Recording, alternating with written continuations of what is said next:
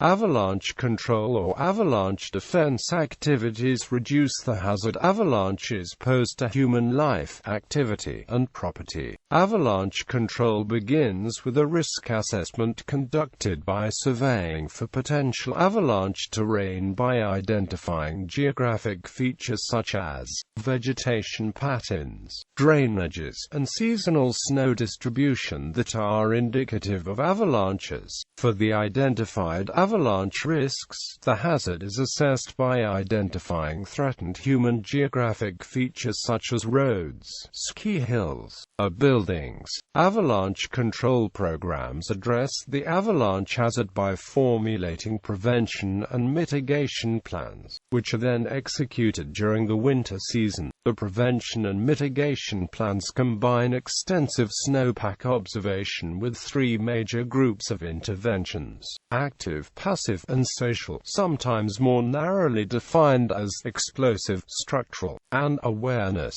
according to the most prevalent technique used in each. Avalanche control techniques either directly intervene in the evolution of the snowpack, or lessen the effect of an avalanche once it has occurred. For the event of human involvement, avalanche control organizations develop and train exhaustive response and recovery plans. Risk and hazard assessment. Risk assessment for geographical surveys for potential avalanche terrain by studying topography, vegetation, and seasonal snow distribution. Hazard assessment. Geographical surveys for the consequences of avalanche by studying exposure of urbanization, industrialization, transportation, recreational activities, and a distribution of human use of the potential avalanche terrain identified in the risk assessment. Prevention and mitigation. Prevention and mitigation begins with observing the snowpack to forecast the risk of avalanche occurrence.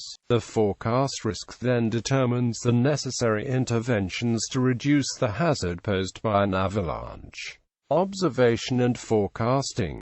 Snowpack observation studies the layering and distribution of the snow to estimate the instabilities of the snowpack and thus the risk of an avalanche occurring in a particular terrain feature. In areas of heavy human use, the snowpack is monitored throughout the winter season to assess its evolution under the prevailing meteorological conditions. In contrast to heavily used avalanche terrain where forecasting is the goal of snow observation, in remote terrain, or terrain that is infrequently visited, snowpack observation elucidates the immediate instabilities of the snowpack. Active interventions. Active techniques reduce the risk of an avalanche occurring by promoting the stabilization and settlement of the snowpack through three forms of intervention: disrupting weak layers in the snowpack, increasing the uniformity of the snowpack, and lessening the amount of snow available in snowpack for entrainment in an avalanche. This can be accomplished either by triggering smaller, less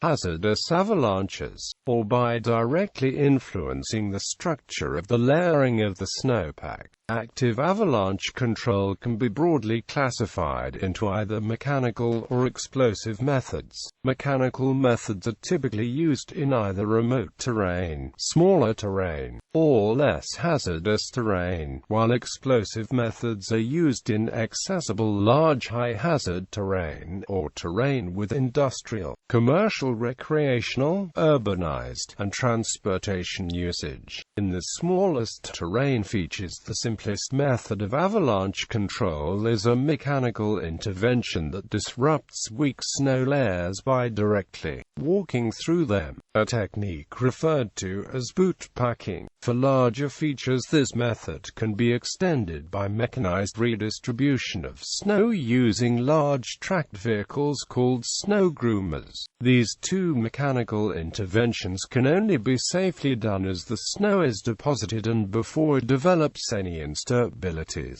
In terrain that can only be sporadically accessed, or in a highly developed snowpack that is too deep for boot packing, ski stabilization techniques are used.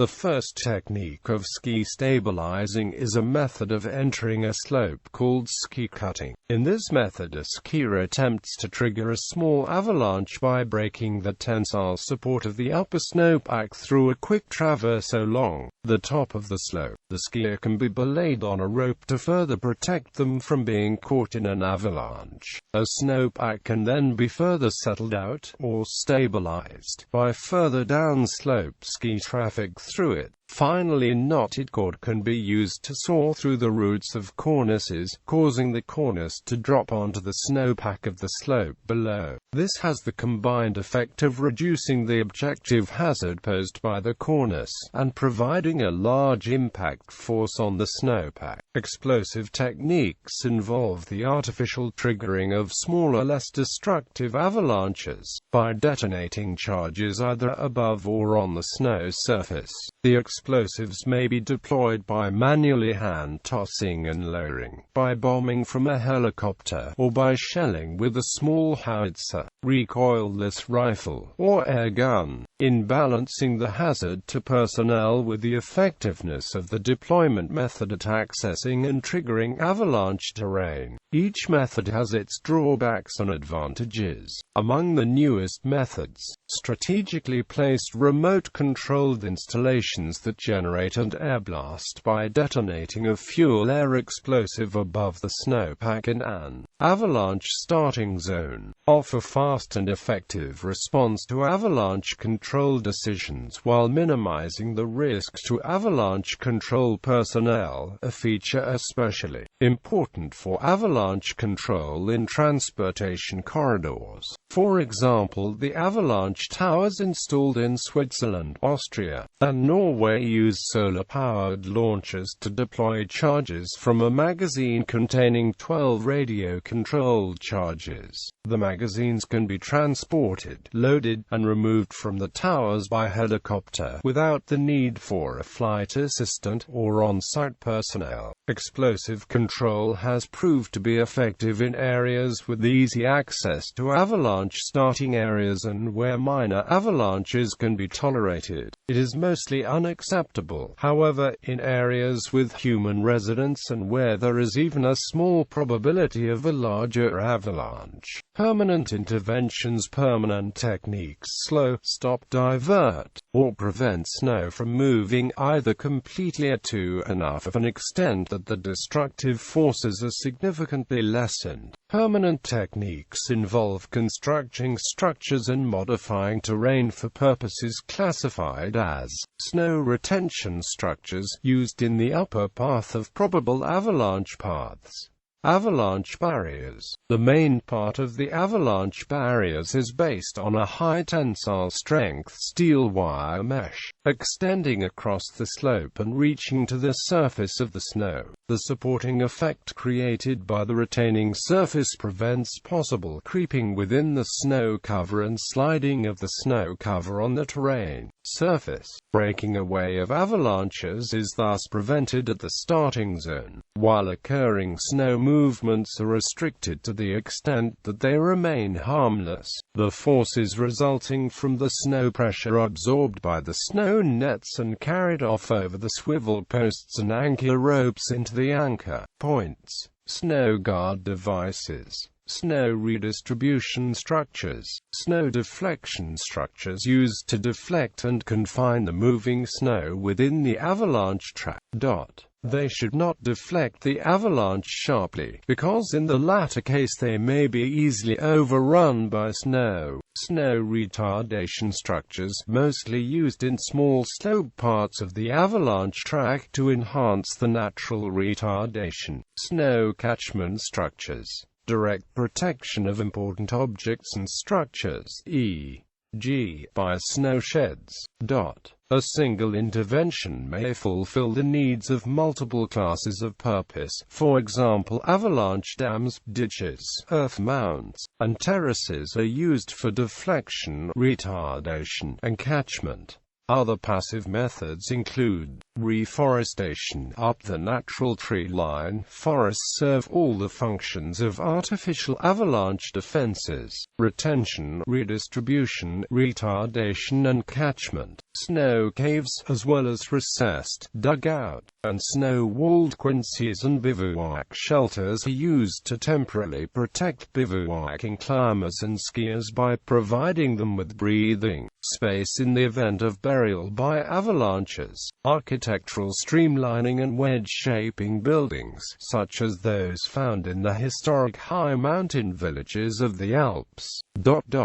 Social interventions. To mitigate the hazard of avalanches, social interventions reduce the incidence and prevalence of human avalanche involvement by modifying the behavior of people, so that the use of avalanche terrain is adapted to prevent their involvement in avalanches. Avalanche control organizations accomplish this by targeting awareness and education programs at communities that frequent avalanche terrain.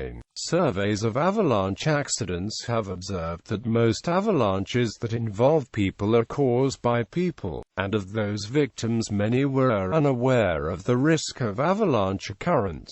To address this observation, introductory awareness and education programs provide instruction in the avoidance of hazardous avalanche involvement through the recognition of avalanche terrain, the observation of snowpack instabilities, and the identification of human activities that cause avalanches. Avalanche control organizations also publicly disseminate forecasts, bulletins, warnings, and reports of avalanche activity to assist communities of avalanche terrain users. Response and recovery. Avalanche control organizations plan for and respond to avalanches. Typical responses span from clearing transportation corridors of avalanche debris, to repairing industrial and recreational facilities, to search, rescue, and recovery, to improve the outcome of human avalanche involvement. Avalanche control organizations offer training and education to both professionals and recreational amateurs in avalanche preparedness. Professional preparedness.